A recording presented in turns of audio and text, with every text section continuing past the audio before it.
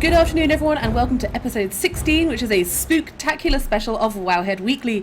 Unfortunately, we had a slight glitch in our recording with this week's episode, which cut out the first part of the show where I do all the good stuff like say hi to Perk, and we chat a little bit about Perk's amazing hat on this particular recording.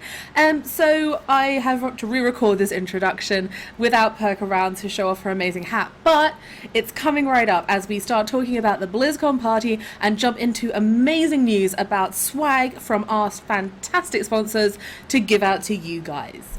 And one of the big things we really wanted to talk about was the cool stuff that we're getting from our sponsors. So we have got the HyperX headset and SSD giveaway up on the site right now, Perk, haven't we? That's already up there. That started yesterday and that's going on for a few days. It's really simple to enter. You just click on the widget and you subscribe to their YouTube channel. Yeah, and exactly. You can get a really, awesome headset or SSD. Yeah, really, really straightforward. So the other thing we wanted to point out was that we've also got the HyperX headsets and SSDs to give away at the party. So we're really, really excited about that. We're super excited to have such amazing swag to give away as these HyperX headsets. They're super comfortable, they're really lightweight, they're really amazing. But that's not all, as the television salesperson is wont to say. Yes, we have multiple sponsors. Oh man. So did you want to tell us what we've got from our next sponsor, Perk? All right, so we have Corsair as another sponsor, and we've got, really unique keyboards from them. We have mice, and we also have headsets, and we also have, I believe, a station set up where you can try out their various products, if I'm not mistaken. Yeah. So that would be, really cool, try out the things for yourself, and we're really excited to have them on as well.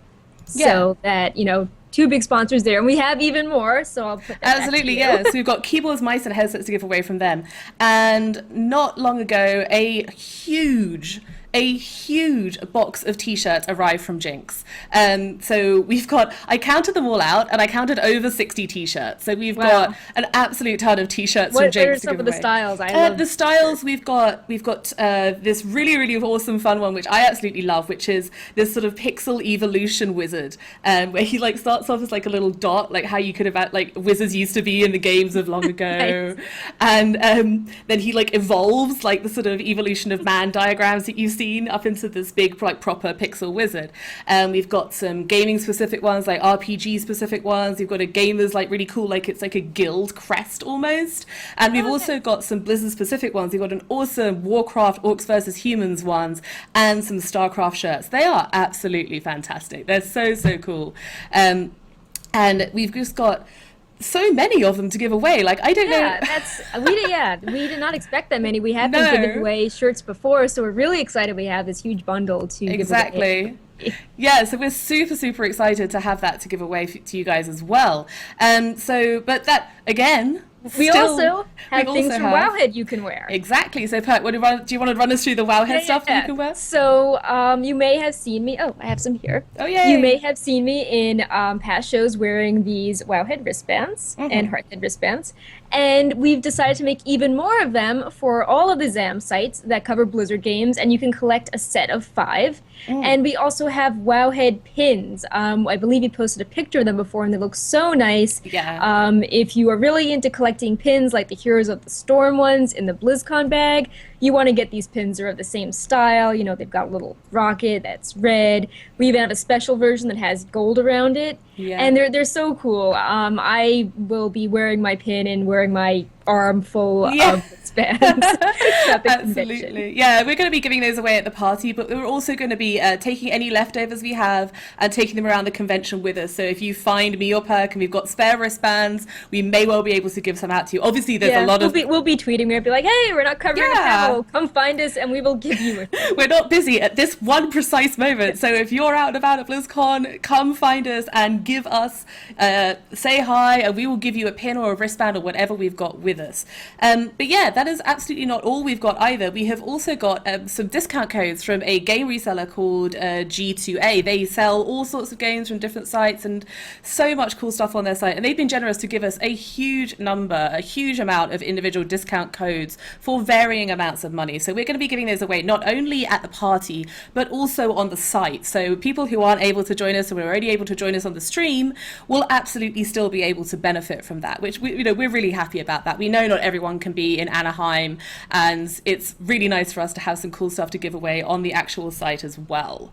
But yeah, and honestly, there's still more to come. Like, we're still waiting to hear back from a few people. I mean, just to touch on one of the other one of the other companies that's giving us stuff on the site throughout BlizzCon, WoW TCG Loot will be providing really cool codes, mounts, pets, all sorts of TCG vanity items, and I believe if you leave a comment on any of our BlizzCon posts, you have a chance to enter into this drawing for really cool codes.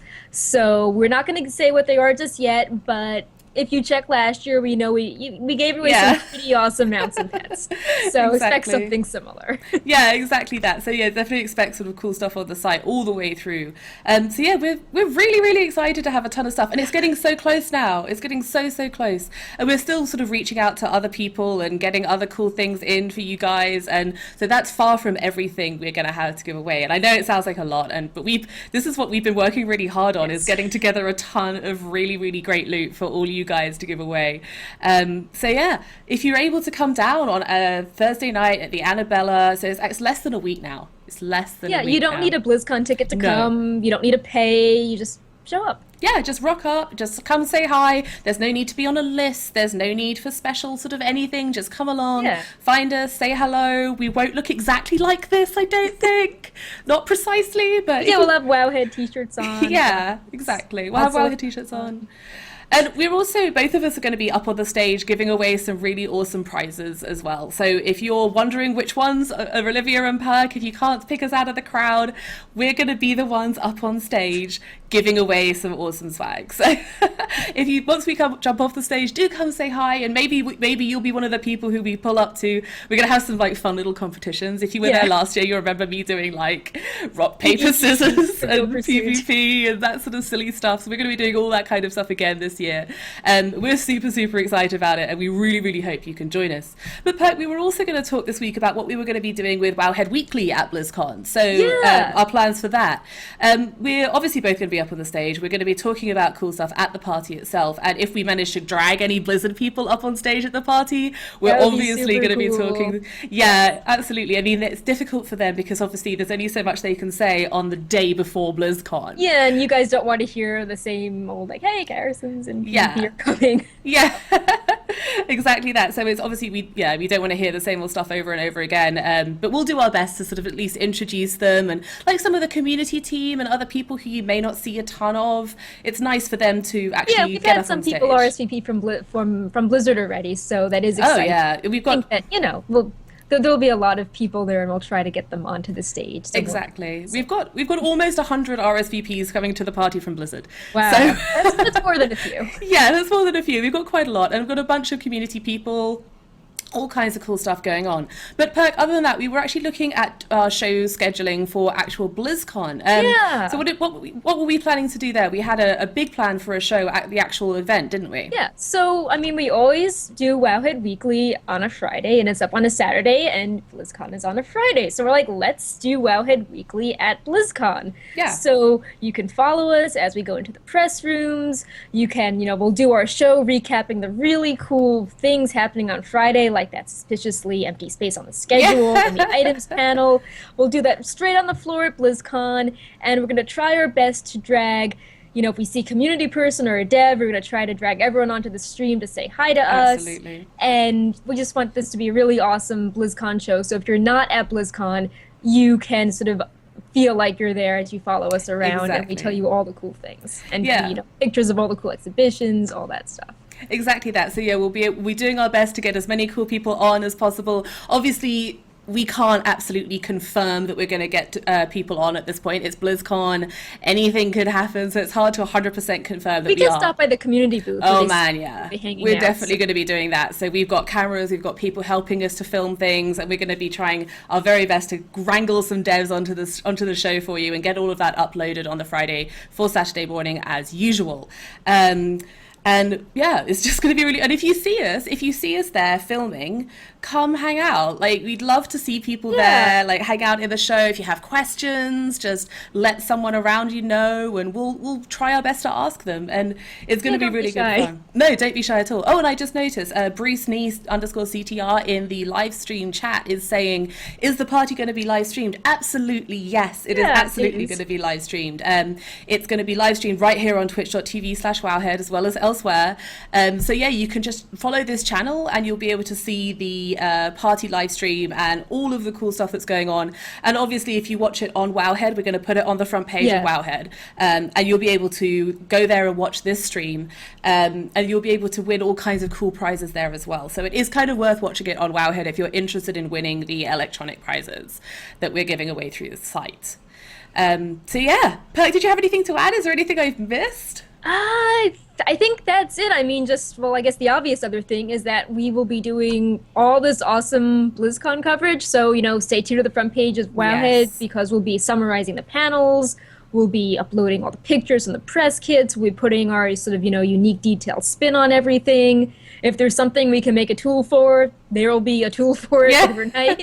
I don't think there will be a talent calculator at 3 a.m., but, we'll do our best to make everything as easy as possible so you're not overwhelmed by a sea of information. And yeah, I'm looking forward to it.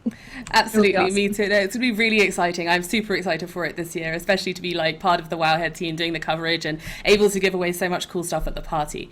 But there are other things that have been going on this week apart from BlizzCon. It's not just been BlizzCon. We've got other stuff going on as well. So we found out this week, that the beta is ending at last, so to speak. So it's coming to an end on the 3rd. Attached to it. Yeah, me too. Like this other game and my other characters, like my undead warrior. I'm going to be sad to lose him. Yeah, all my characters that have their garrison all done, and this PvP gear they weren't meant to buy, that's Conquest, and all these pets and mounts that I won't have on live. Yeah, that's exactly it. So it's going to be going away on the 3rd, and I believe it's actually going away in the middle of the day Pacific time, so around 4 p.m. Pacific is when it's going to be shutting down. I thought it was 2. Maybe I'm Oh no, maybe I thought the party was starting, the end event was starting at 2.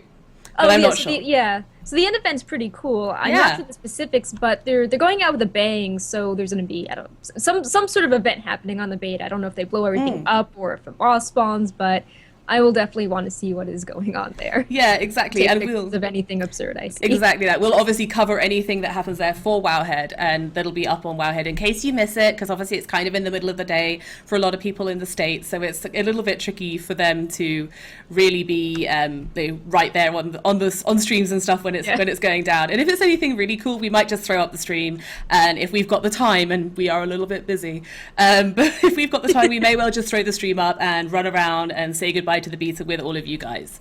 But Perk, I think what a lot of people are going to be wondering is does this mean that this is the end of all of the changes coming for Warlords of Draenor? I mean, so on one hand, it's well, it's the week before the expansion. This should be under control. But on the other hand, as we learned from the interview, they said, garrisons are constantly changing. They may be changing right up to the expansion. And they're still pushing out small builds. There's still a lot of hot fixes with class changes. So I'm not sure. I mean, when the alpha was up, we were not playing the alpha, but there was data changes happening. So they could just be taking the servers down so people don't have to deal with that over BlizzCon when everyone's overworked. But it's hard to say this. The end of the beta has been really unexpected. That week where we got 6 patches in 1 week, usually at that point in the beta, you're not really getting that many patches. Yeah, exactly. Anything is possible. Yeah, for sure. And it just means a little bit of a mad rush for us to grab pictures of anything we don't already have pictures of, all of that sort of thing. But I would certainly say I wouldn't expect this to be the end of the changes before Warlords. There's been a ton of hot fixes, which we've actually, and I'm sure they've been being applied to the beta as well, but they've been applied directly onto live servers. So it's not like they're beta testing every single hot fix before they're putting it out. And Blizzard isn't inclined to do that historically either. That's not something that they've done particularly in the past. So I would not be surprised. And I found lots of item bugs that I keep sending in. They're just getting around to, balancing some of those flasks and elixirs from different expansions. So there's a lot of tweaks going on. And there's still some parts of garrisons where we're building tools and looking at the data. I'm going, this looks a little rough. Yeah. Or, it's in flux. Maybe they'll iron it out. Yeah. Exactly. There's still a lot of funky stuff going on. There's still a lot of funky stuff with scaling as well, with like raid bosses. Like as people are going through and soloing the older content, you're seeing that raid bosses are like hitting way harder than they ought to be, or Yeah, exactly. doing crazy damage with AoE abilities or something like that, or like abilities are basically impossible to counter. So there's still a ton that's going to be changing, and I definitely wouldn't expect to see there a stop to changes just because the beta has gone down. I mean, we even had some tuning changes last night, didn't we? It was last night, wasn't it? Yeah, there's hot fixes last night, and they wanted to push these. Chad Celestalon tweeted about them 2 days ago, and they were hotfixed in the next day. And there were some pretty major changes to some classes, I believe, in them. So they're not afraid to shake things up right before, the Warlords is hitting. Yeah, absolutely. And I wouldn't be surprised to see more of that coming. Obviously, yeah, they're still like keep finding more elixirs and more flasks and more tuning changes. Like there is some boss changes happening. Like you mentioned, like soloing content. They keep finding, a few more each time that they tweak. Yeah, so, exactly. And there's still a ton of problems which people are sort of bringing up with the class design. You got to remember that this is the first time a lot of people have played with the like the squish stats and the big revamped classes that Perk and I have now been playing for months. Like this is the first time a lot of people are getting to see them. So Blizzard's getting a whole ton of additional feedback right now, which is allowing them to then make additional changes. So I like if you're worried that the beta is ending on Monday and you think that your class isn't going to get any further work as a result of that, don't worry. I'm sure there's going to be changes coming pretty much constantly. Yeah, and I'm sure they have internal servers. Like remember we did the interview and the devs we had on were saying that they were able to log in before anyone else and start poking around and breaking things to make sure that things were good when everyone else could play. So I'm sure they're still doing QA work. I've been sending them bugs I found this week, and they're saying, hey, we've noted them. They're going to get fixed at some point. Yeah. So it's not as if everyone's going on vacation to party at BlizzCon when the beta goes down. Absolutely not, no. So I wouldn't worry too much about it. But we've also had some really cool things this week, which were these artcraft guides. They're sort of guides which are hitting on the various different zones which are being added in the game. So we've had 4 parts now. And like the one that I've loved the most has definitely been Nagrand. They've not just touched on the zones, they've touched on how you build a zone for leveling, how I thought all that the was really cool. Yeah. Like the part that I found really interesting, they're talking about Nagrand and how they wanted to have this sort of distinct atmosphere with these rolling, soothing hills, and how the art design team made all of these hills with great vistas, and then the quest team was like, hey, we've got all these open spaces here, and oh look, you can fall into basically a canyon, and how do you get out of this really cool zone now? Yeah, exactly. I hated that so much on the beta. I kept falling down this one particular hole, trying to go around on like a sneaky path to get to this rare. And I fell down it like 4 times. I was just getting really frustrated with having to hard back to my garrison and then fly back out to this place to try and kill this rare. But yeah, it's just like it was a lovely little insight to the artcraft, the elements that go into zone design, and it's not just a sort of let's make it pretty. Like all the mechanics, the quest flow, fascinating series. They're all up on Wowhead. We will obviously link them when we put this up on Wowhead in the post, so do check that out. It was also really good timing because I had just posted the first of my exploration guides covering Nagrand, so it was really cool how they were talking about building this zone from scratch and how they wanted people to be able to do their jumping games and their cliffs and all sorts of things. And then in my guide I was talking about how you get to all the rare spawns and how you do the jumping games and how you can take these goblin gliders around the zone to find even more cool treasure. So it just was really nice timing how I was talking about the finished product and they filled in how they got to it. And we will have more exploration guides up soon. I think I'm just going to bundle the rest and post all of them on Monday or Tuesday because we have so many types Oh my god, we've got so many guides. Exactly. So no, Perks guides are incredible as always, and they're just covering like every little bit. And again, we'll link to them all. We'll link to the ones that are up already in the Wowhead Weekly post on Wowhead, and you can check out the rest as they appear next week. So speaking of Wowhead, obviously, as you guys all know, we do a little section of this show every week which is dedicated to what we've been up to on Wowhead, all of the cool stuff we've been building, and this week is kind of a big section. If I'm honest, it's a pretty big section because so much has been going on, and so much has been going on Wowhead specifically. We've got so much to talk about. So Perk, the first big thing that you've done was posted up today, and I'm super excited. I love this feature that Perk does. I love the element of of Wowhead that it sort of comes from. And that was the transmog set. So Perk, oh, I know, they're so good. They're so cool. It's such a great resource, particularly if you're kind of someone like me who has a really bad memory for where sets come from. Like, I have such a visual memory, so I can remember exactly what a set looks like, and I can like line it up and be like, I know it's got little bits here like this. We try to have multiple ways for people to access this set. So basically, if you're new to transmog sets or you haven't really been playing because you have your armor and you haven't been paying attention for a year because something was new.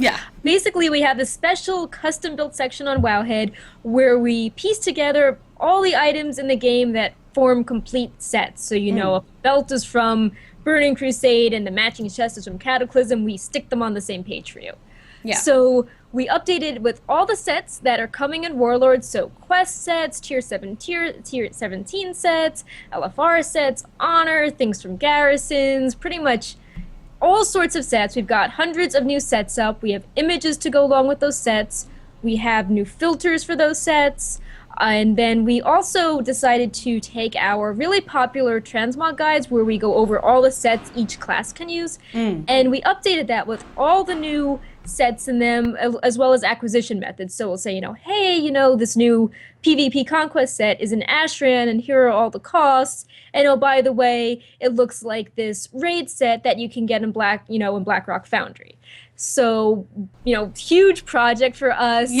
Also, if you've heard me talk about any of that weird sort of item refactoring with more technical things, that also applied to transmog sets. So we had a few unexpected hurdles in getting everything to work the same as it did before. But it all does. It all looks great. I love how everything is so visual. It's not just walls of text with everything. You've got images in your tooltips, images when you search. We've got a gallery view, like 3D models everywhere. And one other little detail I added today is that when you go visit an actual set, if there are sets that look alike but they're just a different color, we've added a related tab underneath. So if you're on the usual gray Shadowcraft tab, Shadowcraft page, you can go down and you're like, oh, there's a version that's black and blue that's, you know, Dark Mantle, and oh, there's, you know, this set from BOEs that's a green version, and there's also this orange version. So we have them all listed at the bottom. So, you know, everything that has the same name, same style is just right there. So you can, if you're like, hey, I know that it looked like this set, but I don't know the name, you know, just go to one page and it'll be right at the bottom, all the sets you need. Absolutely. And I just absolutely love like browsing through that list. There's a huge giant list of images, and all of this is linked in Perk's post. And I just love like going and I'll just look at plate and I'll just be like browsing through and it's like, oh, that's so cool. And it's really lovely to just be able to look at that set, and then you're like, oh no, that's so sad. This one's from like this place, and I you know, I don't know if I can do that by myself, or if I don't know if I can get in there. And then it's got all of these related sets that are recolors that are like, I use this tool constantly. At the end, like, oh, when it first came out, I just used it all the time because I'm so bad at remembering where stuff comes from. So that is a really awesome thing. A ton of cool stuff up there. But so changing gears, you actually have a really, really awesome thing to tell us about and share. Absolutely. So tell us about this. The thing that I've been working on. So we always talk in the section about what Perk works on, and obviously while I help Perk where I can, a big part of what I do for Zam is project management, which is making other sites. And we're super excited that finally launching this week, today and tomorrow, we are launching a Heroes of the Storm version of Wowhead. So it's called HeroKing.net because it's MOBA related, and it's similar to our sister site LolKing.net, which is a League of Legends site. And Hero King has it's obviously got a talent calculator for all of the heroes. It's got different hero pages. It's got ability pages. It doesn't have any item pages because there aren't any items in Heroes of the Storm. But it's got the lore of the heroes up there. It's got forums. It's got this awesome streaming site so you can watch all of the great hero streams in one place, and we curate those streams for you. And like, you know, what is your favorite feature? My favorite feature is the 3D models. Oh man, the 3D models are awesome, and I like looking at them. Yeah, they're really, really fun. I'm all about the tints. It's really cool. You can see tints. I just sort of did some QA work on the side, or just like, hey, exactly. You know, here's a Wowhead feature that should go on a Hero King. But Yeah. yeah, I like the model viewer. It's so cool. Absolutely, it's very, very cool, and it's honestly it's the first way that we've seen for people to really be able to get really into the different models, the different tints and skins and things without having the game. And obviously, we know that not everyone has the game. They've been very limited with the amount of alpha invitations they've been sending out, so it just allows people to have a little look at the model. Obviously, they're incomplete; they're a work in progress, but we're really happy with where they are. We think they look great, and the best thing about model viewers is the fun bugs, and Yes. we've got some really fun bugs in there right now. So definitely, I'm not going to say any more because I'll ruin the surprise when you accidentally happen upon one of these crazy bugs. These models are built up by our guys from the textures from the individual files within the game. So they've got textures 1, 2, 3, 12, 38, and 54, and that just happens to be one model. Yeah, it's like a jigsaw puzzle for our people. Yeah. It's not like Blizzard gives us this stuff. We sort of take their messy data and we try to turn it into something that works on our site, that we take something from a game and just rewire it, and it's like, exactly. Yes. Yeah, I've been working on that site for a really long time, and I'm really, really happy to see it finally up online, and obviously just in time for BlizzCon. So great news there. Do go check it out. There'll be stuff up on Wowhead with links and everything, and even some little excerpts from the site up on Wowhead for you to check out if you're into heroes. But back to Perk. I mean, you've been so busy, Perk. There's so much. I know, and the devs as well. They've just been. We've all been working around the clock because, we're going to BlizzCon, but not everyone's at BlizzCon, and everyone wants to know what's up with Warlord stuff. So we're trying to get all the data, everything updated, all the new features set, so everyone has stuff before Warlords, and there's going to be no last minute bugs or surprises for us when we get back and we're all jet lagged. Exactly. So you've been doing a ton of work with all of these stats, and we've talked about these stats a little bit on the show previously. So there's all the different. So we've got it's kind of a mouthful to even get started talking about the stats, which kind of gives you an idea of the amount of work that Perk and her team have been doing. So we've got the primary stats, so which the shifting ones, right? So we've got like strength, intellect, agility. Yeah, like the agility becomes intellect, and we show that all on the tooltip. So if you're like, hey, I only want to see what this is like for a balanced druid, it will hide the agility part. So exactly. And there's a little drop down at the bottom underneath there where you can change that. So if you decide that you're wanting to see this site for this item from 2 different angles, then that's really handy too. And I can see that being super useful for loot masters in raids or guild masters who are trying to decide where loot goes. And it's kind of like, you want to say, oh, okay, what's this going to be for this guy? What's this going to be for this guy? And you can use that on Wowhead to just change the stats around and see exactly what it is you're getting. Yeah. And our filters work as well, so it's not like, oh, this item will be broken and show up nowhere because it changes. So if you're like, hey, I want to see agility, all those weird hybrid items will show up in the agility filter. Exactly that. So there's also all the sort of secondary stats. So your crit, mastery, multi-strike, haste. I've missed one. Versatility. But there's also all of the other stats on top of that as well. So Perk, I know that you've been working really, really hard to get these all functioning and in place. So that's like the tertiary stats, whether an item is warforged or not, the randomly allocated additional sockets, and even random stat combos, right? Yeah, they moved that onto this very bizarre system. So, a lot of people previously were like, hey, where did the Warforged version on Siege of Orgrimmar items go to? And they put that onto a whole new item system. So we've put all that stuff back into the game. We've rewired it.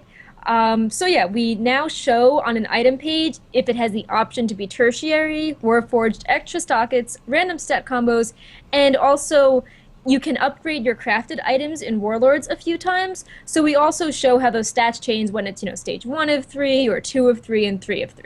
And also, if a quest item in Warlords can have a rare or epic boost associated with it. Wow. So how Busy. This could get really overwhelming quickly and just sort of clog users with information. Yeah. So how we've decided to show it is you go to an item page. Right. And then underneath it, you'll see, item variations. And then this little menu pops up when you click on it, and you can select your difficulty. That changes the tooltip. And then you'll see a little caret menu, and you can further say, oh, Heroic has the option to be Warforged, extra socket, or like these 4 other stats. Let me click on the combo I want, and then the tooltip and the URL will adjust to that. Right. So we have that on all the pages. There's some really interesting things, like apparently loot from a normal mode dungeon can have a tertiary stat, but only the Heroic version will have the Warforged option added to it. So you can play around and find all of these things, And we've also sort of added this to our filter system. We don't want you to look up an item and have like 20 variations of the item show up in results, because that's not very helpful. But if you do search for an item, we do have the difficulties all taken into account. So it's not like, oh, WoW, it only has one page for this item. It's going to show up once, even though there's like 4 distinct difficulties. Yeah. We found a way to have like that same page show up 4 times with like a modified appearance. So your filters work same as they did before, which is awesome if you're looking for loot and you're like, I only want to see mythic loot. We'll like take that item and be like, hey, show the mythic variation in the filter. So if you're looking for item A, which comes up in all 4 difficulties, you'll see that whether you filter for normal, heroic, mythic, or LFR. So it's going to be there in every single difficulty. Yeah. So that was just a huge site update, and you can show all the stuff in tooltips. If you go to /tooltips on Wowhead, we have a special tab for that's called Warlords of Draenor changes, and we've mapped out all of the important ID numbers to what they do to an item. So, for example, instead of linking like just a Wowhead page for a Warforged thing, you would like go to a page and be like, here, like attach this number to the URL. That's really cool. Or if you wanted to be avoidance, that's like another number. So I've laid out like 100 or so of these important ones. I haven't laid out the technical ones that would confuse people. And you can also, if you're on an item page and you like modify it with like 5 different things, the URL will keep changing as you modify it. So you can just paste that to a friend and be like, hey, I want the mythic version with the extra socket and leech. And you can just paste it and it will show that result and won't take you back to the default boring version. Yeah, so much cool stuff in there. Basically we did a lot of stuff, so everything works how it did before. You can still see all of your items as normal. If you see anything funny, it's most likely something on Blizzard's end because this is a new system. So I'm passing all this information on to them. Ideally, if we have more time, we can find a way to sort of hack things to hide Blizzard's mistakes, but at this point, the system's really new. We're just trying to fix the weird bugs that you're finding. Oh man, so much work going on, so much cool stuff happening on Wowhead. So the other stuff that we've got coming up, we have 2 awesome holidays coming really, really soon. And we've kind of spoken particularly about the Dark Moon Fair in a previous show, but we definitely think it's worth kind of discussing it again. And we've also got, before that, we've got the end of the Halloween holiday. It's kind of the end of the Halloween holiday, I guess. Day of the Dead. Tomorrow, November 1st, yeah. Yeah, Day of the Dead is November 1st. And it's, correct me if I'm wrong, it's a 2-day thing at the moment. It's just 2 days. It's from the 1st to the 3rd. Right, there we go. So 1st to the 3rd. And is there a new thing coming for Day of the Dead this year? There is, right? Yeah, there is. So you definitely want to log on and get it. There are new contender disguises you can wear, and when you are disguised, you can fight other people in the spirit realm, and there's a series of achievements. Now, you can only buy the item during Day of the Dead, but you can battle people after the holiday is over. So, you have time to get the achievement done. You don't need to battle 50 people in one day, but you do want to stop by the vendor and pick up the disguise. And there's 5 disguises, and they have really cool names on them. And as soon as we know where they're from, tomorrow we will update and take pictures if the costumes look pretty cool. Yeah, it's a really cool. And there's also the toy, the marionette toy, which was added in last year. Yeah, that was really cool that they added that last year. It's like a real battle pet as opposed to a one-day. Yes, it was kind of sad. Exactly. And obviously there'll be a guide up on Wowhead. By the time this post goes up, the Day of the Dead will have already begun because it's posted on Saturday. So we will definitely have the guide linked in the Wowhead Weekly post. But shortly after that is the really big holiday coming, which is the Dark Moon Fair. Now, there's some really interesting stuff going on with the Dark Moon Fair because it's now actually an exclusive place to get different heirlooms from, isn't it? So certain heirlooms are only available for Dark Moon Fair prize tickets.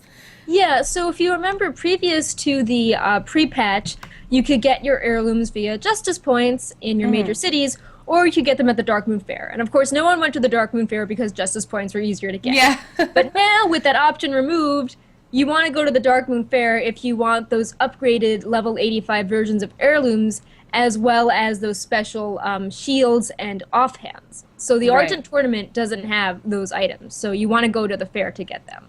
Yeah, absolutely. So I think that will get a lot more popularity. Yeah, definitely. It's kind of like, it's an interesting change to make I don't know whether it was an intentional thing to make those available just from the Dark Moon Fair to actually drive people over there, or whether it was just kind of an oversight on Blizzard's part. I think it was sort of a temporary solution because for part of the beta, they're always saying, oh, heirlooms will cost gold instead.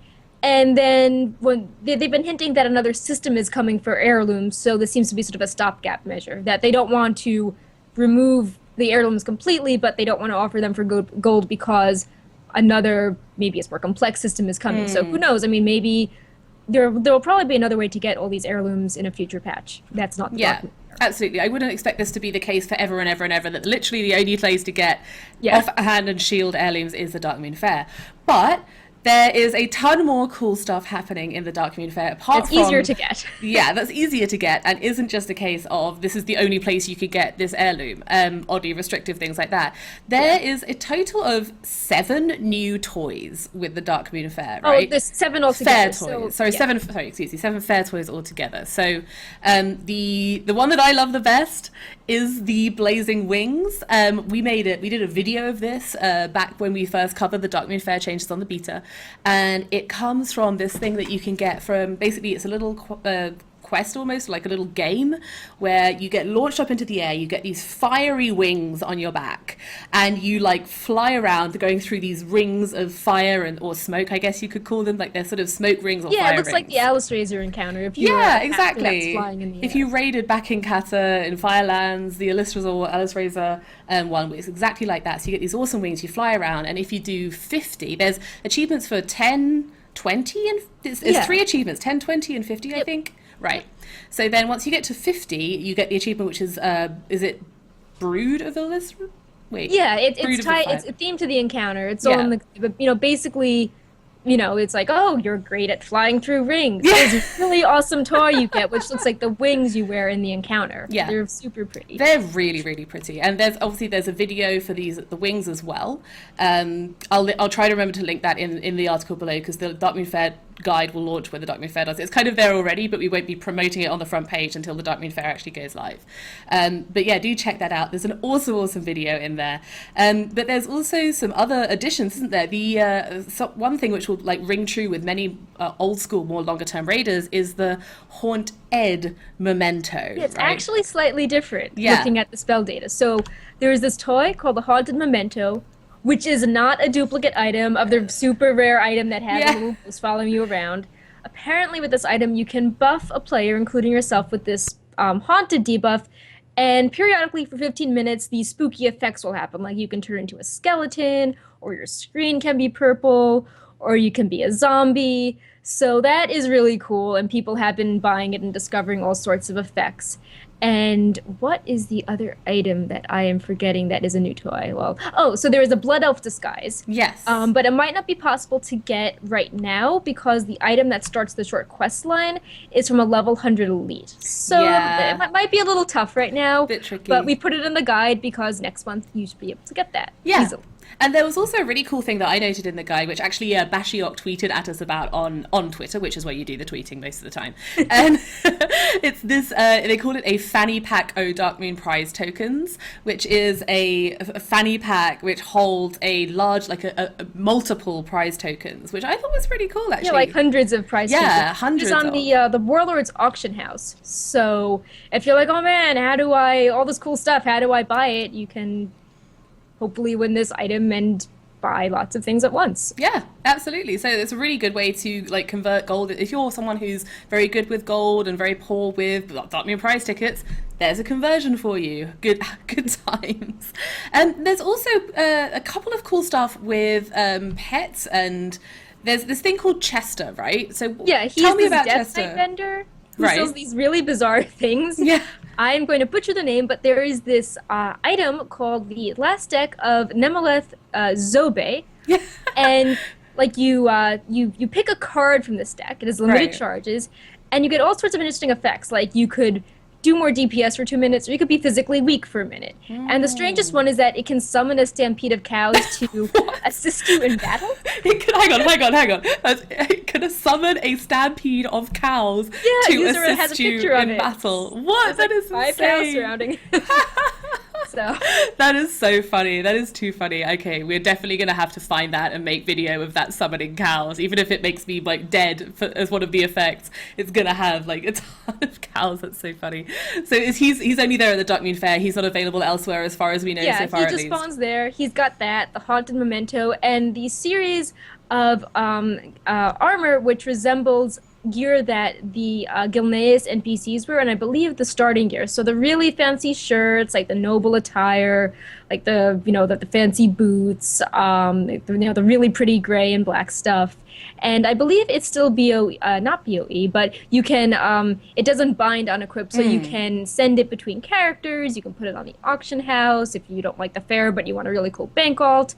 Yeah. So that is pretty exciting. And finally, I don't think he's in the channel, but I was talking to Jeremy Fiesel on Twitter, and apparently he has an older brother, and he decided to put his older brother into the Darkmoon Fair as a pet tamer that is trying to, win over his younger brother. So his older brother has a cool pet. It's a squid pet to give away, and he's on a horse, and he's got a hat that shoots rockets, and he's a new pet tamer challenge to do, and he has really funny dialogue. That sounds so cool. And he's got the Sid the Squid pet, right? Yes, it's this really cool, like purple tentacle.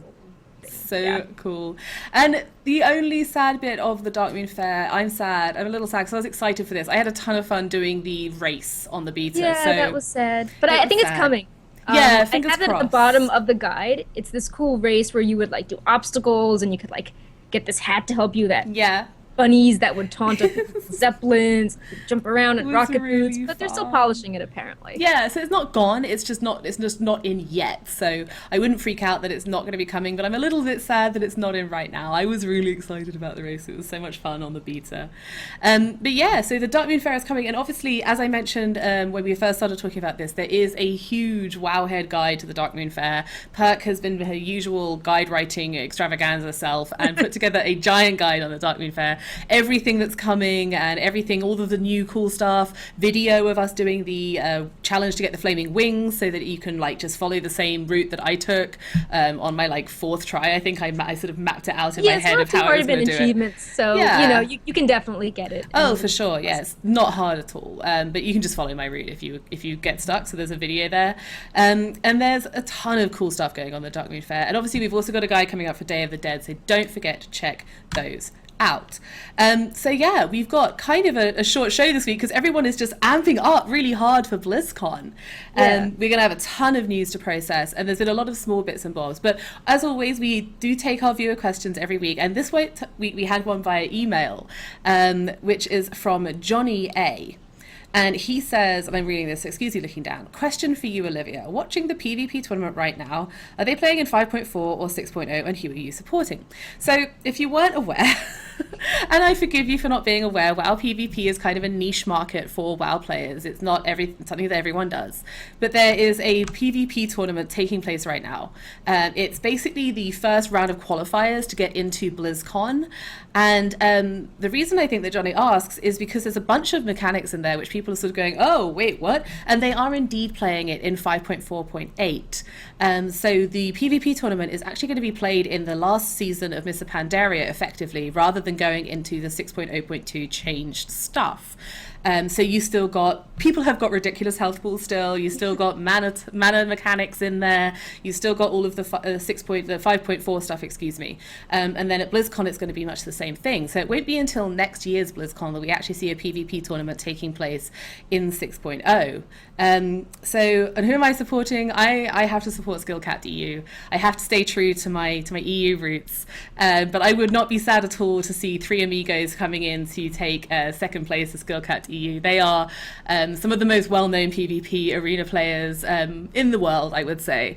And they're a bunch of really cool guys also. I had the pleasure of meeting them at the PvP Player Summit last year, around this time last year actually, shortly before BlizzCon last year. And I would be super, super happy to get there, to see them come in second to Skillcat EU, because EU. Gotta do the EU thing. And yeah, so that's kind of about it from us this week. We've obviously got people sitting in the chat room watching the show. Thank you so much for coming along. And as we did last week, it looks really cool in the chat. Someone worked the deck name apparently is a reference to an open source video game Oh, someone wow. in the channel used to develop. So Well, there you go. Nubanidus, excuse me. Congratulations. That is really, really cool. So let's just say, well, why don't we just sort of do a quick Q&A? If anyone in the chat room has questions, then we can pop them in there. If you've got questions about the Dark Moon Fair, if you've got questions about BlizzCon, if you just want to know where Perk got her ridiculously amazing hat, then you can just ask away in the chat room. So we've got so much going on, and we are really, really excited to sort of share all of this with you. But yeah, just fire away, and if we get any questions, we'll answer them. And if not, we will get back to work and get this edited and uploaded. Man, we've got so much to do. I'm so excited to have Hero King finally out so that I can like concentrate less on just testing that 24 hours a day and get on with more I helped a little, stuff. but it's sort of been your baby. You've really been with it. Yeah, exactly. It's crazy how long it's taken. So here we go. New Bandia. Someone asked earlier, is there any chance of getting that weapon sheath in the model viewer? So I'm assuming that's what 3D weapons would look like if once they're on your back, so people can see how they're distributed on your back. I don't know if that's something that we could do in the model viewer. Yeah, I mean, we get animations in from the Blizzard data files. Yeah. So we could see. I'm not sure. Right now we're trying to work on having your facial like different head shapes show up in the viewer because that's changed in Warlords, and we're trying to figure out where that data is. So that's our like major thing. We're like, get the faces to look perfect. Yeah, exactly. But I will ask our model viewer dev and see what he says. Yeah, you never know. I mean, our guys, Leighton is a very clever guy, and you never know, he might just be able to do it really easily. Is it possible to change your garrison outpost buildings? I couldn't find one for Gorgrond. So I have found that in the Grand, I was able to switch the building for 10,000 gold, but I believe that you cannot do the quest to get like the opposite follower or any other perks from that, because I think they said this on Twitter, they don't want it to be seen as like a mandatory collection. Yeah, you've got to go. I need to get building A and then save, outpost A, then save up, this amount of gold so I can switch all of them and then get this other follower who is marginally better for this one quest, etc. Exactly that. Yeah, they were sort of talking about how they didn't want people to feel like because when you build a certain outpost building, so if you build building A, you'll get group of quests A, and if you build building B, you'll get group of quests B. So they didn't want people to feel like they had to redo the whole thing over and over again in order to get those different quests done. So basically, from what I've been able to gather as well, it's much the same thing. You knock down one building, you can build another. There is no restriction on those outpost buildings and how they can appear in your actual garrison itself. And actually, I think that Corey Stockton clarified that on our Q&A stream, where he was talking about how it doesn't necessarily impact what you get back home in your main garrison. Yeah, all it means is that if you finish the questing for a zone, you get this book, and then that book means you get a building for free. Yeah. As opposed to having to spend gold on the building. Exactly that. So it's a gold saving.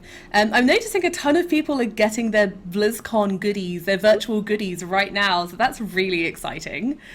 We've got the people saying they're getting the Gromlock. Oh, here we have another one. Regarding the Gorgrond question, am I right in that you can only get some of the Gorgrond treasures if you have the lumber mill? So this ties into an exploration guide that will be up very soon next week. But basically, the lumber mill has this machine which chops down vines, and you get treasures that have resources inside. Right. But the sparring arena, you recruit a follower that's really good at smashing rocks, and there are rocks that he can smash that also contain resources. So basically you get the same type of thing, it just is flavor. And in the Gorgon exploration guide I put together, I have a map showing where all of the treasures are if you pick the lumber mill or the sparring arena. And to the best of my knowledge, it's not like the lumber mill has a rare blue item inside that the sparring arena does not have. It just is different flavor in how you get chests with garrison resources inside. Right, yeah. So there's no restrictions based on picking the wrong building out in Gorgrond. Yep. Cool. And I see another question here from Northern Man. He says, we can follow Wowhead Party next week in here, right? Do you know timetables already?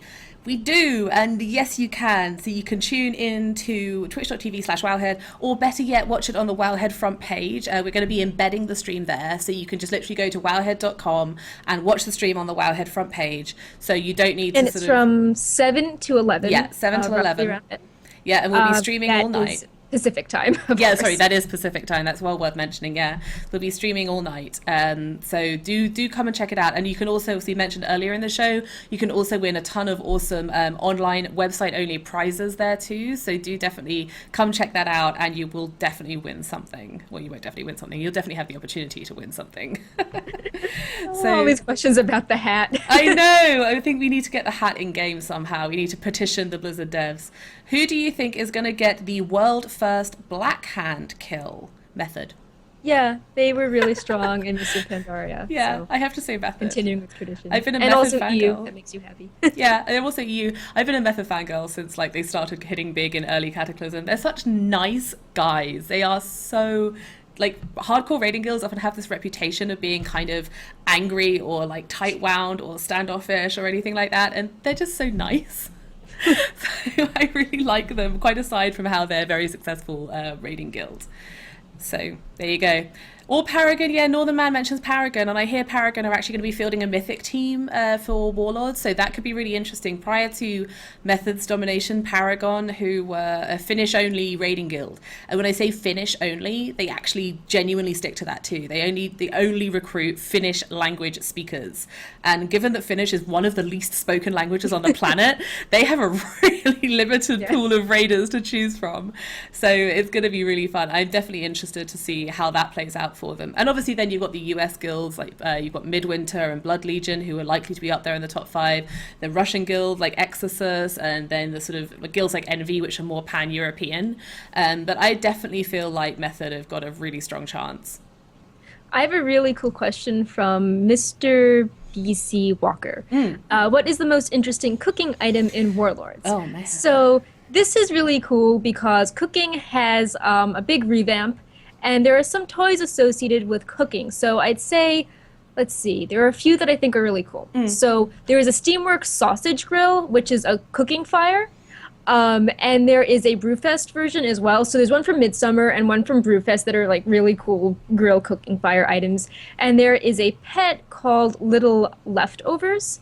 And that's so cool. It's like, is this blob? And inside there's like a chicken bone and some meat. Yeah. And I believe you get it as you are cooking various recipes. I need to check on that. But you do get it tied to cooking various things. Yeah. And a very welcome cooking change recently was that they buffed personal food, so the Savage Feast was not like miles ahead of everything, and like people were not required to build this garrison building to get the best food. So that's also change. That's a really good change, definitely, because you can imagine like with the amount of drama that surrounded the like tiny little additional stats on that certain type of feast, that people would be feeling like they had to do entire garrisons in order to just get this one item.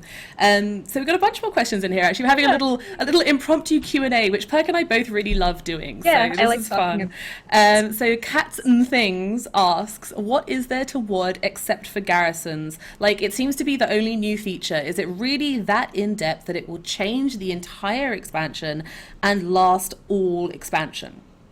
So, Perk, do you take your take on this, and I'll do my take on this. Okay. So I think that garrisons are pretty complex, and I think that they are designed to last through the expansion. If people do get bored doing them, they can just add another building in that has more cool stuff. And there are some things that do force you to go to your garrison, but I mean force in a very weird way. Like, you pick up your legendary quest from the level 1 garrison hut. Like, you do not need the top tier garrison, but you will sort of get gently nudged to do more things there. However, that said, I'm doing this huge series of exploration guides, and if you've seen the Nagrand one, like I have like 6 guides, like super detailed, and you know, you can collect all these pets, all these toys, like the toy box is a different thing. You can collect all these unique transmog weapons from the rare spawns. You can do all these jumping games for treasures. A lot of mobs, you know, the items they drop are just really cool things that are not tied to your garrison. I think the toy box is a really fun collection game that, definitely, you know, there's like a few toys from your garrison, but it's not as if there's a huge amount of toys from your garrison, and you're not going to get an achievement if you don't do your garrison religiously every day. So there's all that. They've also made soloing easier to do. So, you know, if you're like, oh man, I want to go clear a dragon soul, and I can't right now. You can totally do that in Warlords. There's Mr. Pandaria to go back to. There's all sorts of things. Like there's Astran for World Definitely.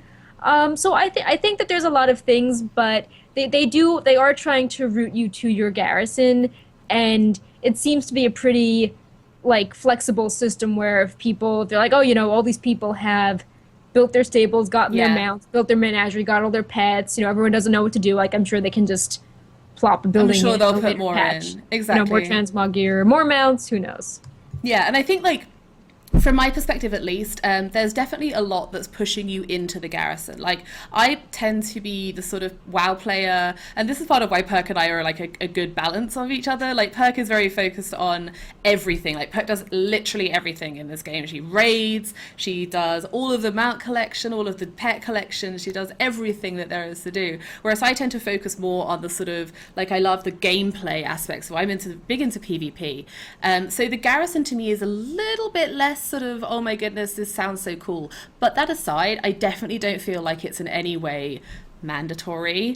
There's so much cool fun stuff in there that I would see it as kind of an aside and thing that you can do if you want to.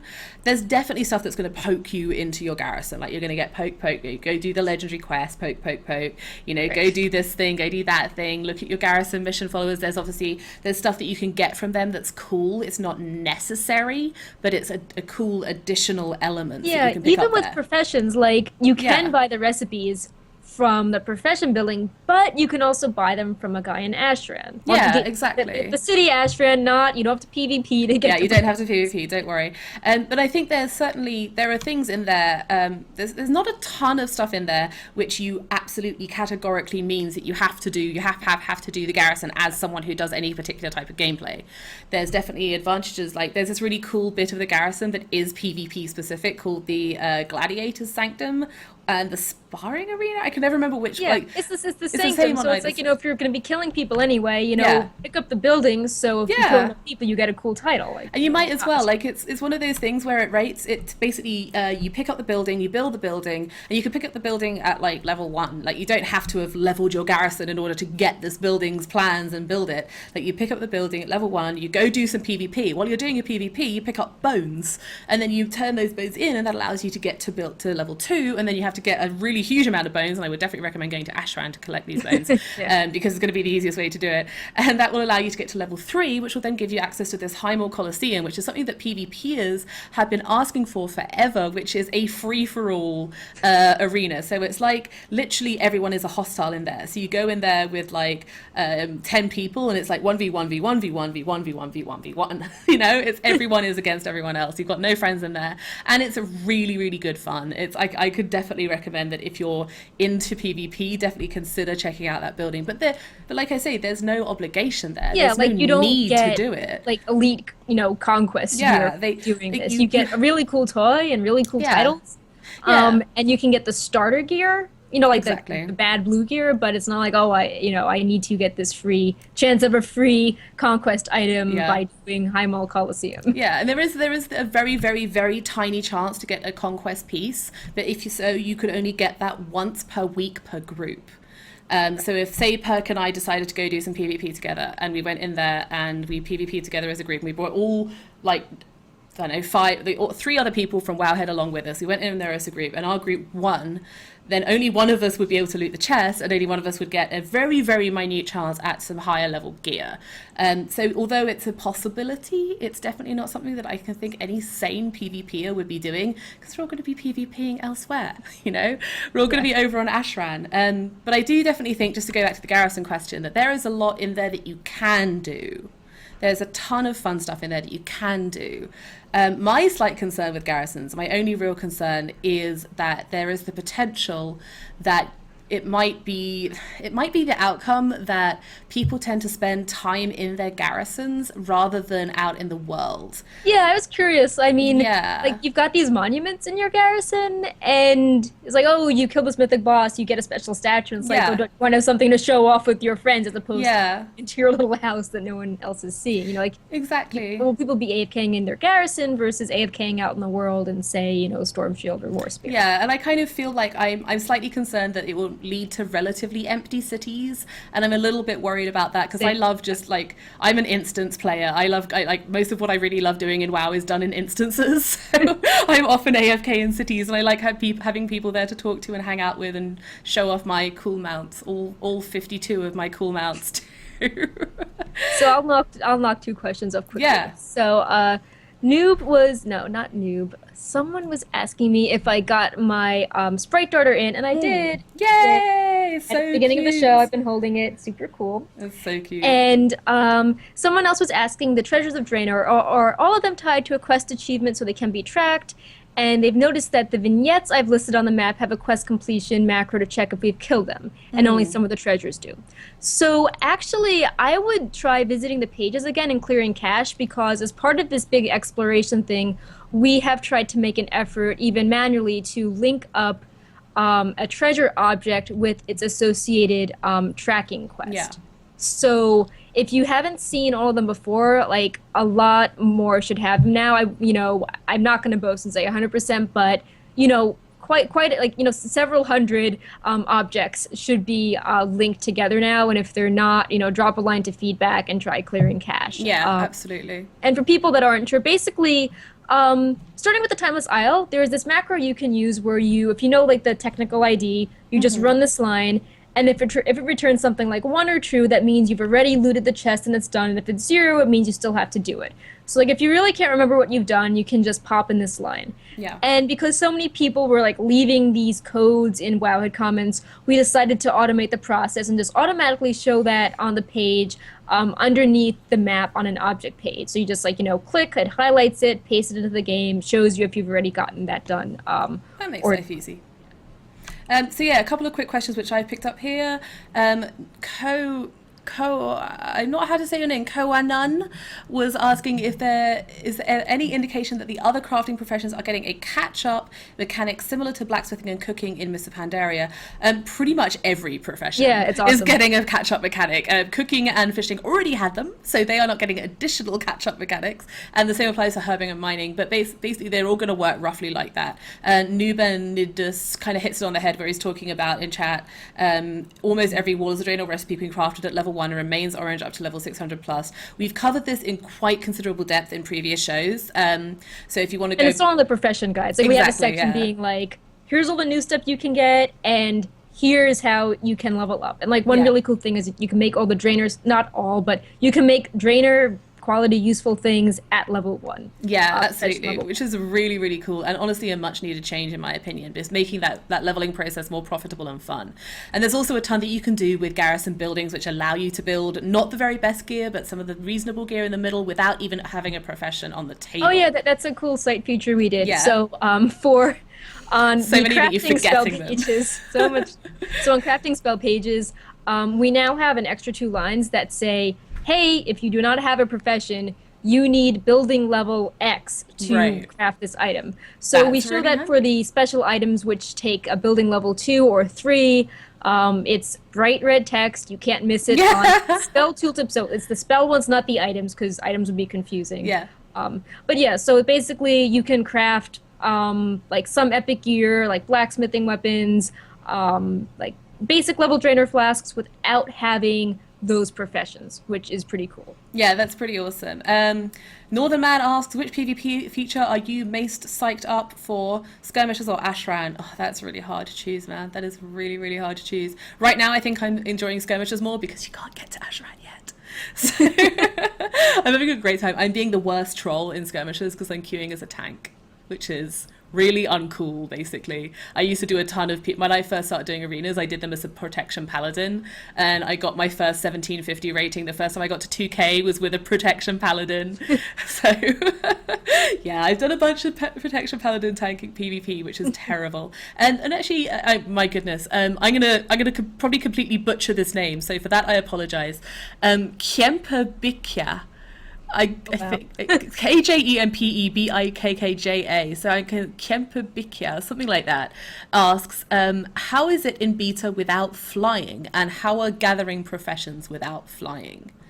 Now I know I did a bunch of mining and herbing on the beta without flying. Yeah, I did some herbing as well. Honestly, I mean, you get used to it. I Yeah, I found. mean, like it sort of gets balanced out by how if your skill level is still bad, you're still getting useful herbs as you're leveling. I did not think it was that terrible. Like the density of the herbs seemed pretty good. Yeah, Um, agreed.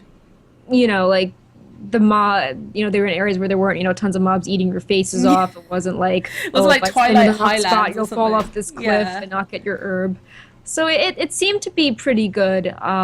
They've had a lot of months to sort of test all of this, and I mean that the pacing feels pretty good. I don't really have an issue with it, Yeah. and you can get herbs. Oh, yeah, you can get herbs in like the easier zones, obviously. So you don't have to like if you're at level 90, you can get stuff in Shadow Moon Valley, and they still have good herbs. Yeah. And there's also they added this primal trader in very very recently in the beta, so you can get this stone from mobs that drop Apexus crystals as well as when you're gathering, and I believe you can turn that into other crafting reagents in your garrison. So it's kind of like a spirit of harmony.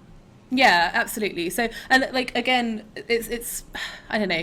To go back to the original question about flying itself, I was sort of at first I was like, oh, this is going to be really tiresome and it's going to be really annoying, but actually it's been fine. Like I was all geared up to be annoyed by it. Like, when you go into something and you've got I that know. mentality of, oh, this is going to suck. And you almost kind of want it to suck so that you could be really angry about it. I went into it with that mentality completely. And I actually found that I just didn't, like, it annoyed me a little bit at first, but I just didn't mind. Like, and I think it helps that the zones are so pretty. Like some of these zones are in ridiculously beautiful zones, and it's kind of you get that more when you're on the ground. And I know that that's kind of one of those tired excuses that Blizzard trots out every time someone talks about it, but like it's genuinely the case in Yeah, like there's Gorgrond, this. for I mean, there's example. like so many treasures on the ground. Like there's so many details, like blades of grass. Like there's little places to sit. Yep. There's just NPCs wandering around that you can interact with. Like you have a reason to be on the ground. It's Yeah. not like there's just I need to just go over this empty, boring mountain and then go down to the quest objective I need. Like there's a lot of ambiance along the way, and that's it. They Yeah. have done a really good job at listening to flight path complaints. They have. I found a lot of really bizarre flight paths that were like Yeah. making U's and all sorts of like loops and doubling back. And Yeah. I'm like, can we fix these? And they fixed a lot of them. So, if you really don't want to walk around, you can take flight paths short distances and they won't go in bizarre directions on you. Yeah, for sure. It's sort of, I definitely, and I don't think from from a perspective of mining, like mining is often renowned for having the nodes in way worse places than herbing, which is why it's kind of a pain in the backside compared to herbing to level. But honestly, it wasn't that bad. Like it wasn't Yeah. the case that I felt like I don't remember finding a single node where I was like, oh man, I wish I had flying to get this. Like I definitely, there was somewhere flying would have made it easier. Don't get me wrong, but it wasn't like certainly in particular zones in Warlords where you're like, oh no, like I literally, excuse me, certain zones in Mists where oh man, I literally need to be able to fly to get up there to get that particular node. Like it wasn't that bad. And like I think it's very hard for people who haven't been playing in the beta, and that's most people, to actually be able to envisage how it could possibly be not that bad. But it really isn't. It really isn't a huge deal. And I'm pretty convinced that they will be bringing it out in 6.1 or 6.2. Yeah, like my theory is that they will they'll have a new zone where you can't fly and they'll put the old zones back into flying. Yeah, exactly. There's been a few questions about concerns that we're not going to see we haven't seen the farm used on Warlords, and with so much emphasis on the garrison, will it simply go away post Warlords? And I mean, I think they touched upon this in the interview we did with Corey and Ian, where Yeah. they said that the garrison seems pretty contained for Warlords. Maybe it was a different interview. I read, maybe it's tied to the Australian launch, but I do Right. think I read that they said the garrisons was more specifically for Warlords, which does make me sad because there's been a ton of new data Yeah. and new features that have been building So specifically much work. for it. But I can see why they aren't wanting to develop it further. I mean, like imagine having to go back and it's like, oh, we have to upgrade all these garrison buildings for my the expansion God. after. Yeah. So Yeah. it might just be good to view it as like a really complex like Rip Grind or like Timeless Isle or just Yeah, cool exactly. content hub in later Yeah, and expansions. it's like it makes, if you kind of think about it, it makes thematic sense as well that your farm stays in like in Half Hill, and then you're not going to be like, oh well, Jesus Christ, the Iron Horde have come through the thing and they're trying to kill us and we have to go through the thing to the place. I'm just going to set up a little farm here. Just Yeah. going to make a little farm of my pumpkin patch, and I've got my dog. No, you're going to build like you're going to build a freaking army base. You're not going to build a little farm. You're going to build a like Actually, the raise dog, an if you're army. The exalting dog comes with you. colors. Yeah, the dog comes Yay, with the dog you. comes with you. Take care of that dog. Don't let it get hurt. But yeah, so it kind of makes thematic sense. And then like once you're done, you're like, whew, well, there we go. Repelled me some iron whores today. Then you're off. Like it makes thematic sense. You're not going to be like, oh, I should bring my army base with me to the next expansion. Like that, I don't know. To me, it makes thematic sense. And yeah, it doesn't concern me that much. I think it's the like development wise, the garrison is definitely like the next iteration of the farm. Like what they started with Yeah. the farm has been largely And used I'm in the sure garrison. they'll want to reuse some of this tech for whatever they do in the Definitely. next expansion because there's, like I said, there's just a lot of different new data types, and it seems really complex just to abandon Yeah. it. Yeah, for sure. Someone, so I'm just scanning through for questions. We've got Big 4X4 saying, Big 4x4, I suppose it is. At what level do you get to fly again? We don't know. We're strongly suspecting, both Perk and I, that we're going to have flying at level 100, but it isn't like available once you immediately get there. They've been pretty clear about that in the sort of interviews, that it's not going to be flying available like Mr. Pandaria, where you buy the flying off the dragon dude and then you can fly. It's going to be coming in a later patch, is what we're suspecting. Yeah. Although they haven't absolutely confirmed that. Let's see. With people asking what we are most looking forward to in Warlords of Draenor personally. Me personally, I am really looking forward to having more regular 5-man dungeons. We haven't seen them coming out like the future ones yet, but they've said that they would be doing that. And I just Yeah, like that is a dungeoning. Yeah, dungeoning is my favorite downtime activity, just random queuing dungeons. Like I tank and heal in PvE, so I just love random queuing dungeons. So I'm really excited to have dungeons that carry on through the expansion. What about you, Perk? I think I like the exploration angle the best. I like wandering around the world, like finding cool statues. As I'm exploring, being like, oh, Shadowmoon has changed. Like, this is how it used to be. This is how it is now. And I really had a lot of fun writing the exploration guides and noting what were those super cool items, like, the weapon that looks like an uprooted tree, or like the super dainty offhand, or the sword that looks like the PvP weapon. And I just like collecting all sorts of tidbits and those sorts Yeah. of things. So that's what I'm looking forward to the most. Yeah, absolutely. That makes perfect sense. All right, it is almost 5 o'clock, and some of us have to edit a video here. Yeah. Much as we really love doing the We Q thought and that this A's. would be a short show and Yeah, no one we- had questions, which is awesome. We do this every time. We do this literally every time. Perk and I put the little set of notes to remind ourselves what we're going to talk about this week in the show, like little document that we have, like our shared document on Google. And every week we're like, oh, it doesn't matter if it's a short show. It doesn't matter if it's a little under time. And then every week it goes on for like an hour and a half. But we love doing it, and we really enjoy hanging out with you guys. Particularly love doing the sort of live Q&As in the Twitch channel. So we're going to try and do these every week, and we're going to be trying to stream this around the same time every week from now on. So fingers crossed. Obviously, with BlizzCon coming up, there's another spanner in the works. We've had just like literally every week. I know. We had the healing special, which we weren't able to live stream when on our usual time, because we had people in New York, California, and Australia to try and get time zones to work together with. And the week after that, we had the dev interview, so we couldn't do it then.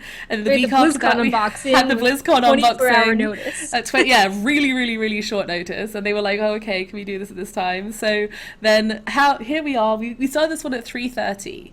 Or there, like, it wasn't bang on, I don't think. So that's kind of a good time to shoot for us, I reckon. So we're going to try and do it then.